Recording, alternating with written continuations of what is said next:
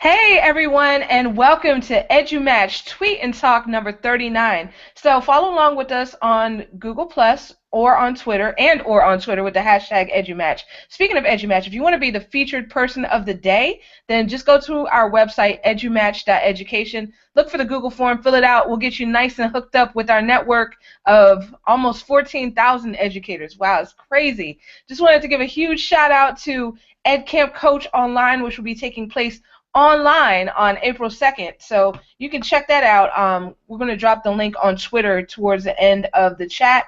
But it is for teacher leaders, for administrators, for instructional coaches, anybody who just wants to sharpen their skills with other educators all around the world. So check that out, EdCamp Coach Online. So today we are going to be talking design thinking, which is a topic that I am truly, truly interested in. Cannot wait to jump into this awesome convo. So I'm going to hand it over right now to our fantastic moderators. We have Rachel and Ron. So go ahead, take it away, guys. Hi everybody, my name is Rachel Pierson. I am currently serving as a STEM teacher in a South Central Minnesota district, very rural district. I'm really excited about this topic today because I don't know a lot about it. And so I'm really excited to have our panelists here and to teach us a little bit about what this design thinking thing is. I'm going to pass it over to my co-moderator now, and he can introduce himself, and then we'll introduce our panelists. Hello, I'm Ron Madison from the Flint, Michigan area, and I know a little bit about this, but I want to learn some more. I'm an instructional technologist specialist and designer. Long title, I just say give me more money. Anyway, working with teachers and educators and administrators on professional learning. So we're going to see how we go today. So I'm excited about it.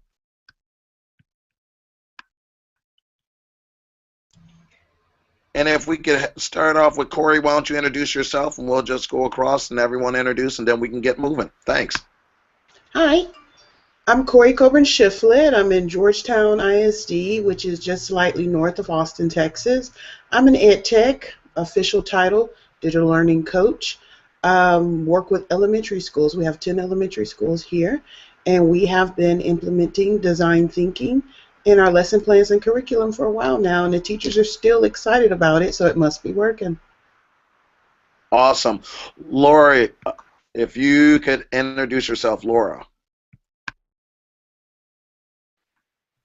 Hi, I'm trying to unmute. I'm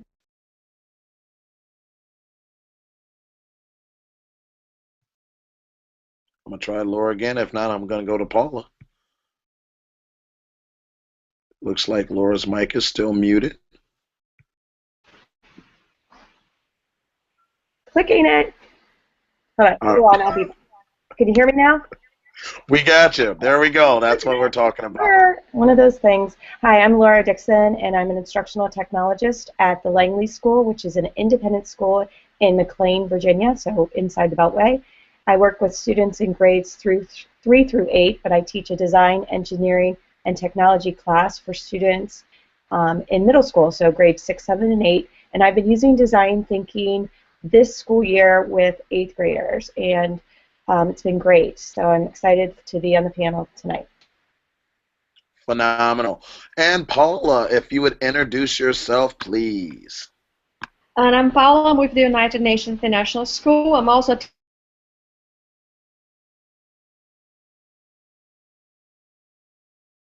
and we do a lot of design. Guild is a platform that Sarah just been through on one of our workshops, and I look forward to our chat tonight. Okay, I know we lost some of the signal, at least on my end, Paula, when you did that. Okay, so everybody did that. Could you just say your introduction just one more time, please? We greatly appreciate it. I'm Paula of the United Nations International School. I'm also a Teachers Guild coach with design thinking, and I am a STEAM chair for the European Council of International Schools. Awesome. Miss Valerie, did you introduce yourself today?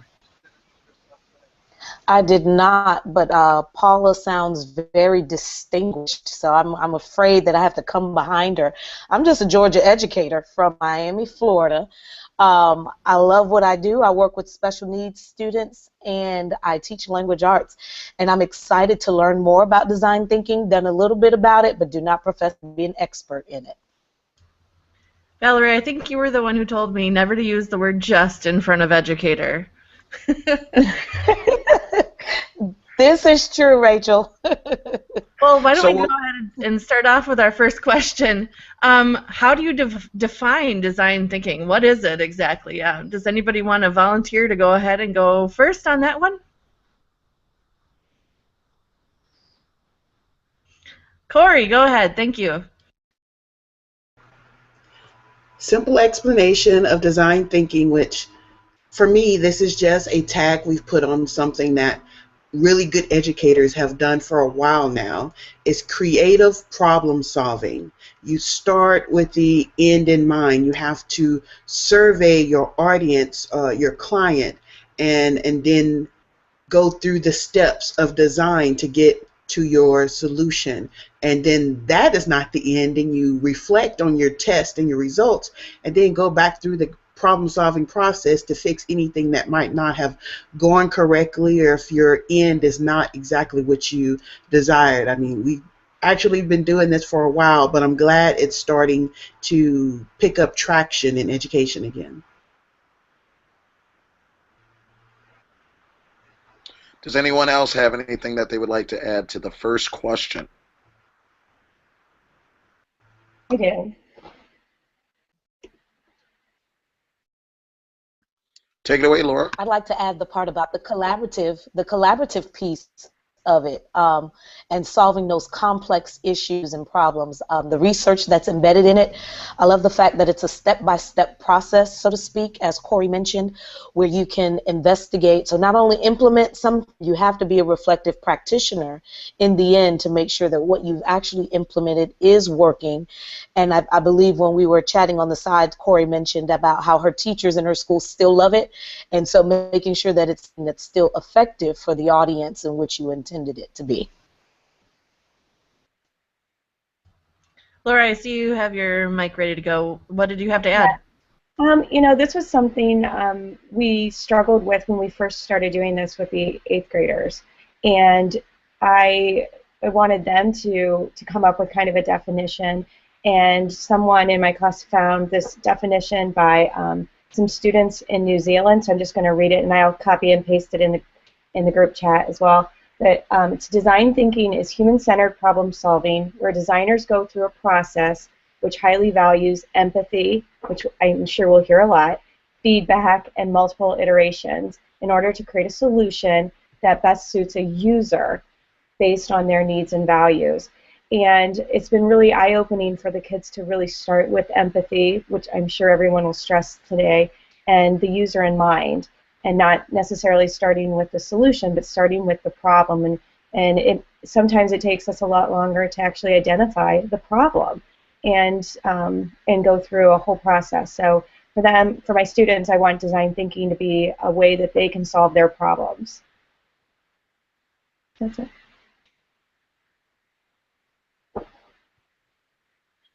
Does anyone else want to answer onto this question before we move to the next one? Great. All right, the next question. How does the process look different when used by teachers and students? Yep.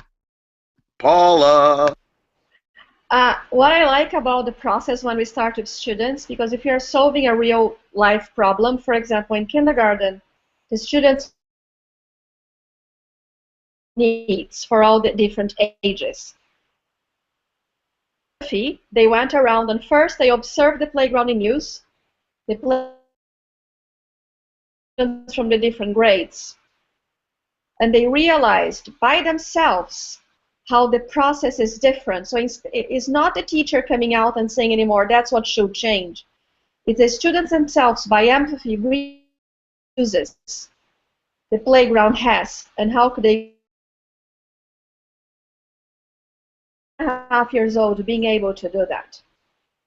The fun part is when you work with such a young age, is to teach them that when they observe, they should look at the extremes.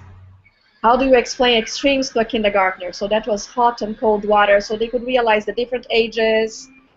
So they were that one is running. So I think the process done by students opens their mind to a world they're not used to. That's it. I like that process. Did I see another hand? I just want to make sure we don't miss anyone. Oh, I see Cori. Go ahead, jump in.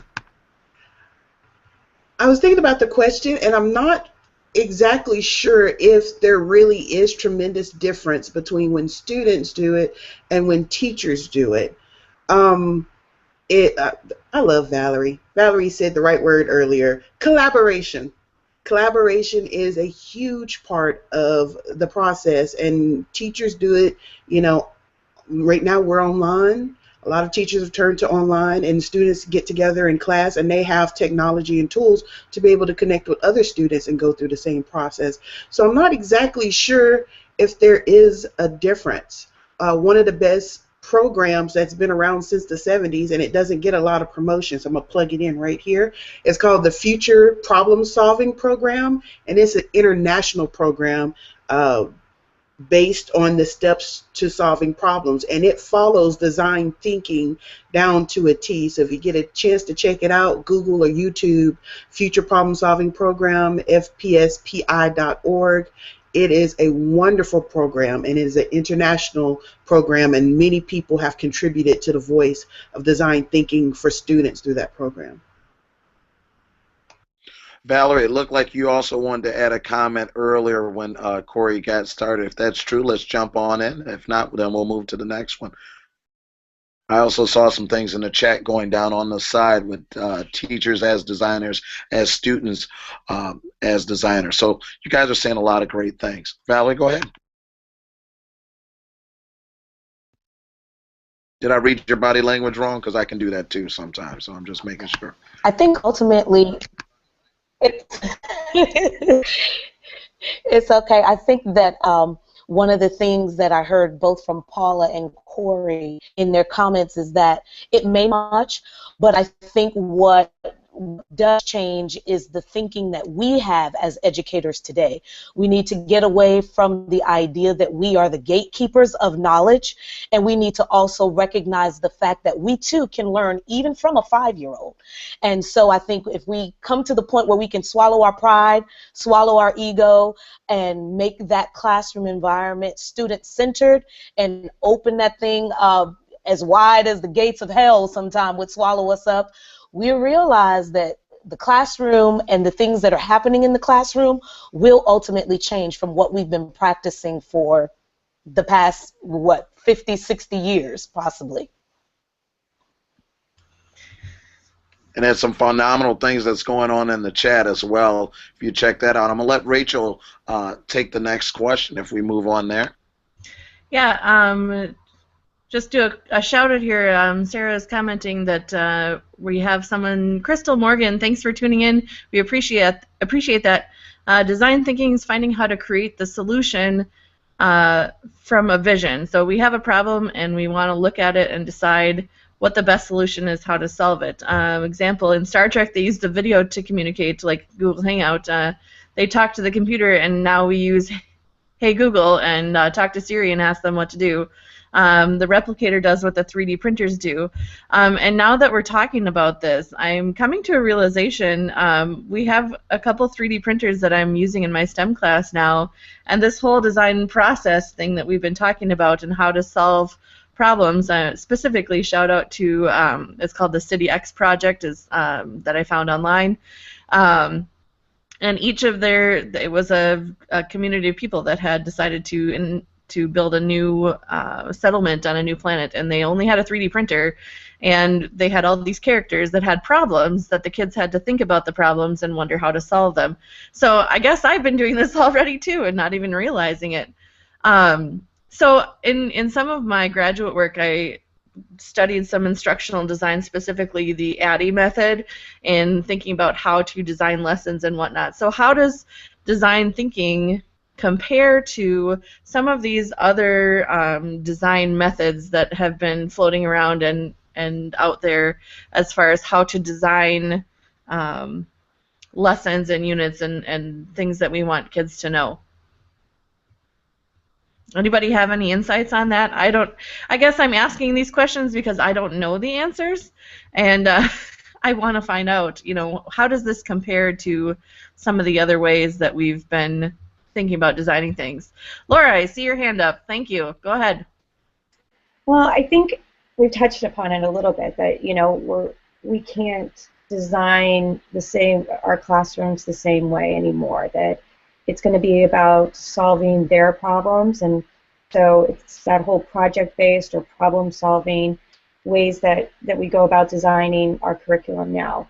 And it is like someone else, I think it was Rachel, said on the panel, I think we all, or Valerie, that we don't know all the answers. We're not the gatekeepers, and that we rely on our students so much more. And that's okay. And it's okay that you don't know everything about design thinking. I don't know if everybody at IDEO knows everything about design thinking. And I think it just evolves over time, and it's a process. And sometimes we don't get it right, and we just keep iterating. And I think that we fail a lot, and I think that that's something that's changed in our classrooms, is that it's okay, and that it's not necessarily about the grade or the rubric, but it's about the process and finding ways to solve our problems. So Laura, you just mentioned something about IDEO, and in my very quick research before this started was like, that seems like the place to go to find out more information. Can you speak a little more about what they do or what they are? IDEO, I don't know exactly what kind of company you would describe them as, except maybe like think tank in some ways, that companies go to them to help them solve problems. And it could be any kind of problem that they're having with a product or with human resources. And the thing I like about IDEO is that they stress a diverse team.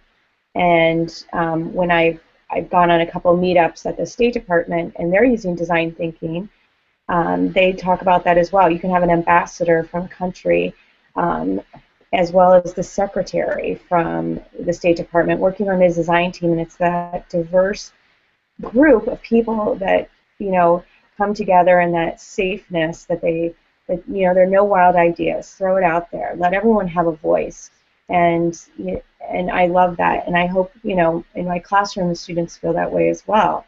And so I think it's just interesting that companies like IDEO, Google, are places that have been using this all along. It's just like engineers use a design process. It's kind of similar. It's a process to solve problems. And the D School, the Stanford Design School, is where I would also start if you're just learning about design thinking. Awesome. That sounds really great. Great resources to look at when we're first starting to do this or wanting to learn more about it. The last question we have today, we just want to share some. Oh, Paula, go ahead. I'm sorry. Just to compliment about IDEO Teachers Guild, that I'm a coach, was founded by IDEO and Riverdale Country School, and they've created a design thinking toolkits for Wait, I can put the link over here after. So it's just a place.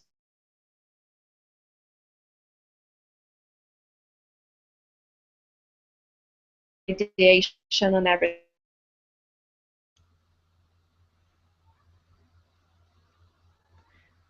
I think we got from Paula there, pretty sure. Looks like we have a Q&A in the Google Hangout too from Heather. Does design thinking have anything to do with the makerspace movement? From my perspective, I just think they align really well with each other. Does anybody have any input on that one?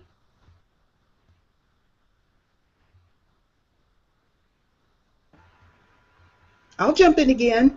I have no problem jumping in.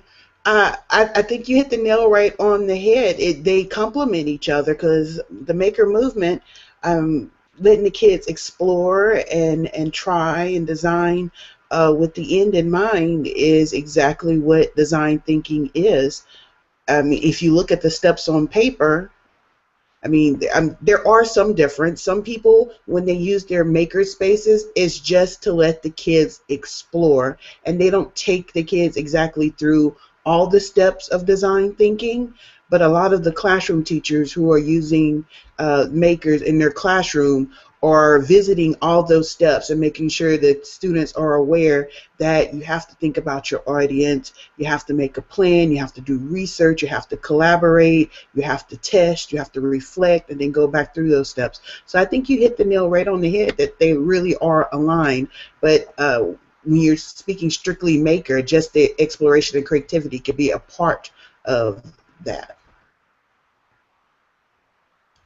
That's wonderful. Yeah, I really think they kind of go hand in hand with each other. You know, I heard Sylvia Martinez speak last winter, and her design thinking genius hour, her think, make, improve. You know, the kids are seeing problems around them all the time, and they're going to have to figure out the answers to these problems, because there is no for the age that we're living in, there is no, you know, magic book or something that's going to tell you all the answers to all the problems that are occurring in our society and in our world, you know, as we move forward.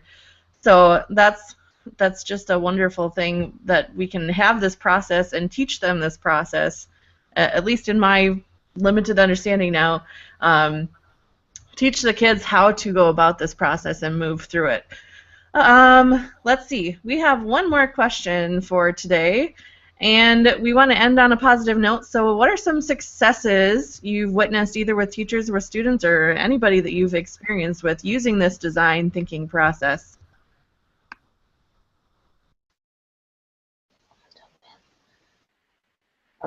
I heard a voice. There we go, Laura. Yeah. Okay. It's like muting and unmuting. Oh. Can you hear me? We'll hit Laura, then we'll bounce from there, because I see the excitement all over the room. Everybody's like, let me do it. Okay.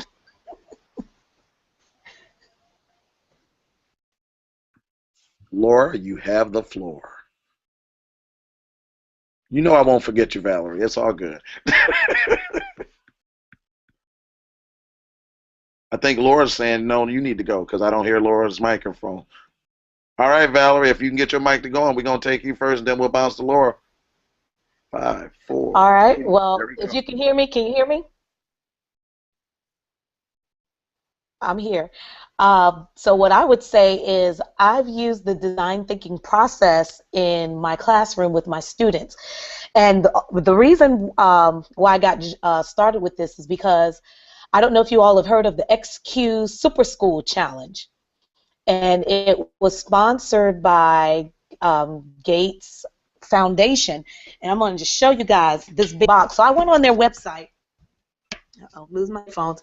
I went on their website and I said, oh, let me see what these people are talking about. What they got going on.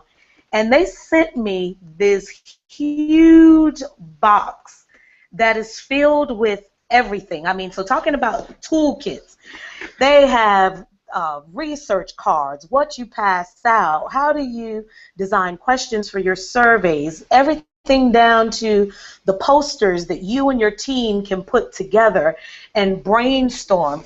And on the inside of the box, they simply ask you how many people are on your team. And they have these nicely put together kits, and I'm talking about they break it down. And so when I tried it with my students, they were like, I asked them, if we could redesign school, what would high school look like? And the number one response was the food.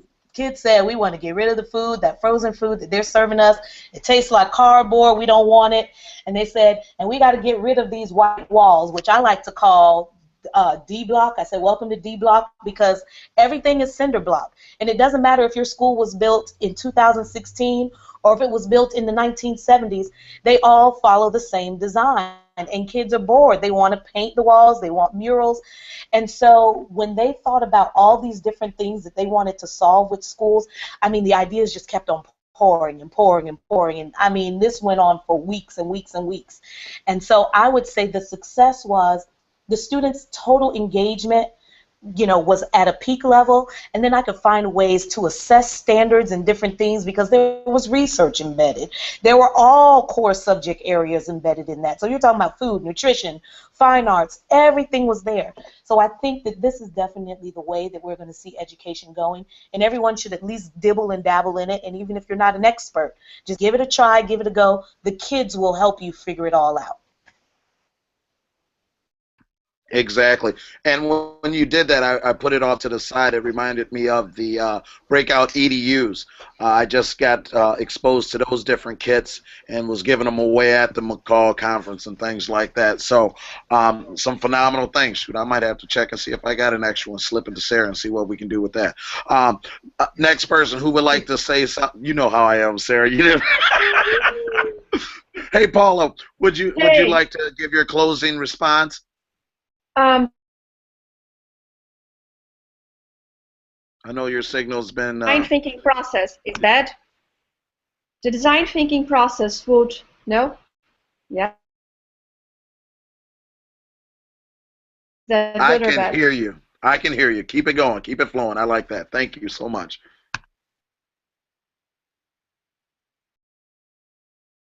Okay, designing stage, you're going to define what's the problem, how you're going to create or how might we. You go to ideation, you prototype, and then you test it. So what I think is successful is with students that they create the question they will solve through the lesson. And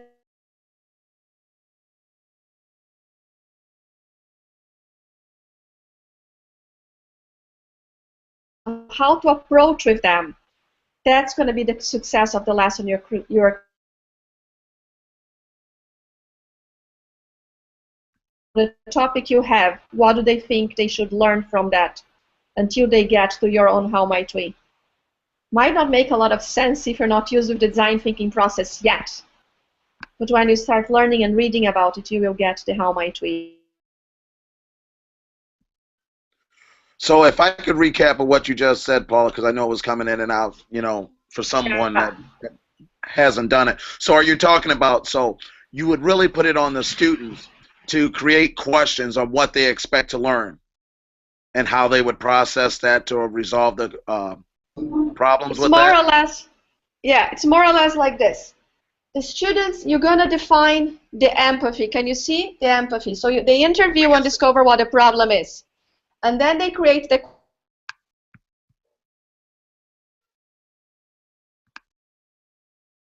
out. How can they answer that question? Okay. Look like. And then they would test their prototype. So if you start defining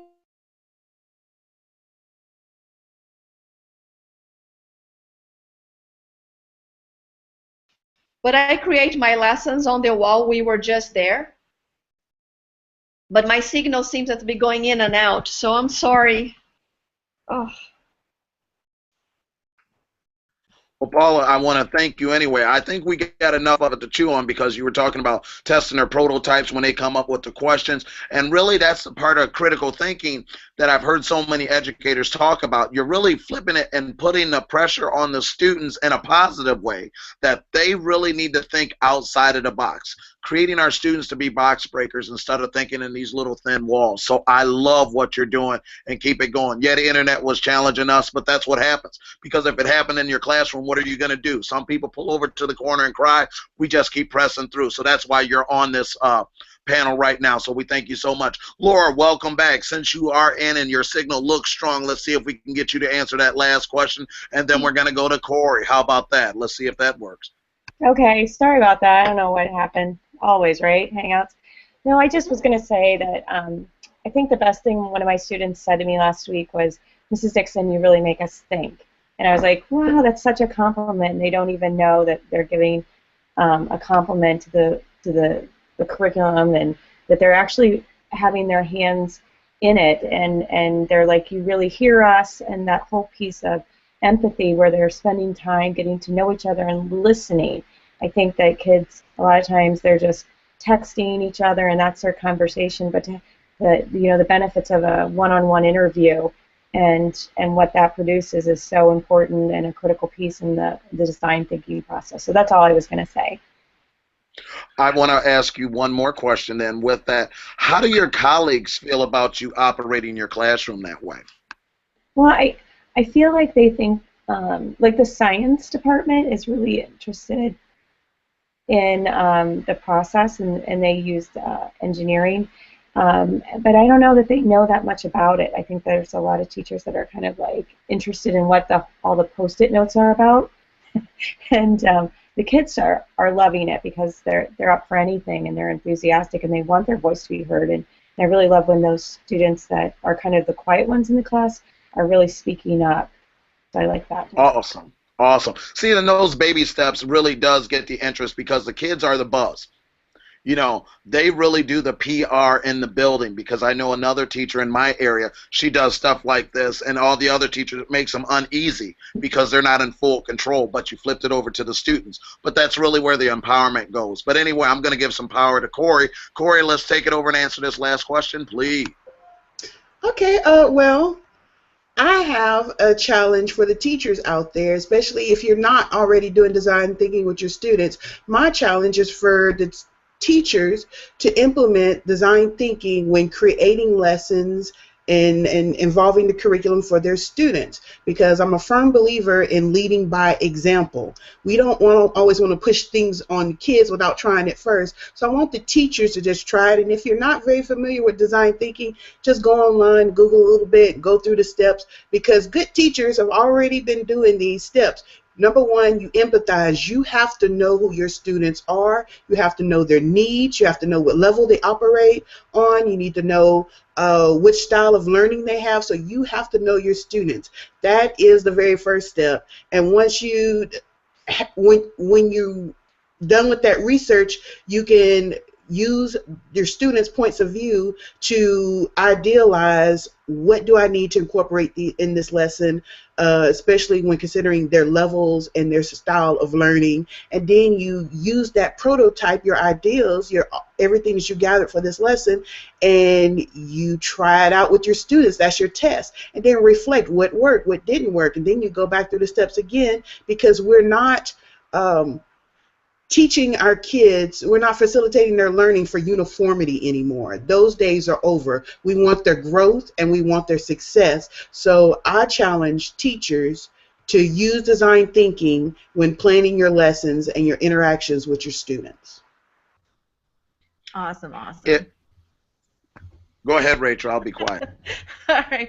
Well, I guess I consider myself that this last half hour has been a wonderful crash course into what this is and why it's important, and I want to thank all of you for your unique perspectives and enthusiasm towards this topic, because it just gets me fired up inside, and I want to go back and do it right now. So I want to thank everybody again for being here. Thank you to Ron for co-moderating with me. Shout out. Woo. Yeah. And we will turn it back to Sarah to close things out. All right, all right. Wow, this conversation really has my brain just whoosh, once again. So thank y'all so much for everything that you have done. Thank you to our awesome moderators, Rachel and Ron. Thank you to everyone on the panel, Cori, Laura, Paula, Valerie. Thank you all so very much. Thank you to everyone who's tweeting. We saw y'all in the Q&A, so thank you for that, and thank you to everyone who is watching us. So this podcast will be storified, or I'm sorry, no, it will not be storified. We will be tweeting out the transcript and the collection of resources through participate.com, and it will be available as an iTunes podcast within the next few weeks or so. So next week we're going to be having a very special episode. We're going to be hearing directly from the kids. So if any of you have any children that you would like to feature next week, we'd love to pick their brains, see what they like, what they think works about education, what doesn't work. So would love to have your kids on. So just let us know.